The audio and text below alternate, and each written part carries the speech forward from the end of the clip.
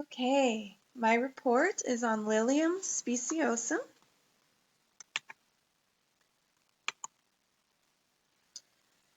The classification of Lilium Speciosum is domain Eukaryota, kingdom Plantae, phylum Anthophyta, class Liliopsida, order Liliales, family Liliaceae, genus Lilium, and species Speciosum. They are one of about 110 species of Lilium. Lilium speciosum is commonly called the Japanese lily. They grow in 3 to 6 feet stalks. Their bloom color differs.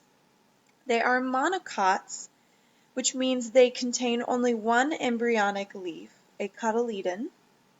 They are monoecious, which means they have both male and female reproductive organs in a single individual. And as you look to the right, you can see we have our diagram here that has everything labeled. You have your carpel, which consists of the ovary, style, and stigma. These are the female parts of the flower. And then you also have your stamen, which consists of the anther and the filament. These are the male parts of the flower. The Lilium speciosum also has radial symmetry, which means they have similar parts regularly arranged around a central axis. The life cycle of Lilium speciosum, you have on this diagram, you have your female parts to the left and your male parts to the right.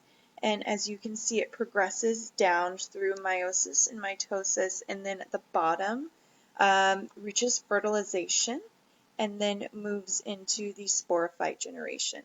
So you have microspores that develop into pollen grains and megaspores that develop into an ovule.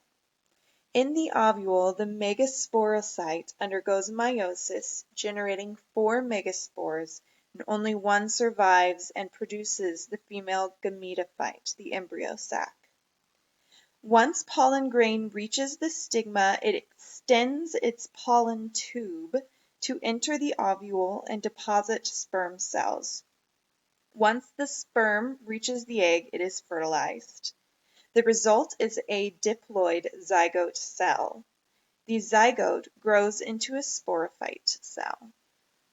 And then I have a cross-section of a lily, Lilium speciosum, and you can see you have the ovary here and then a cross-section of the anther as well.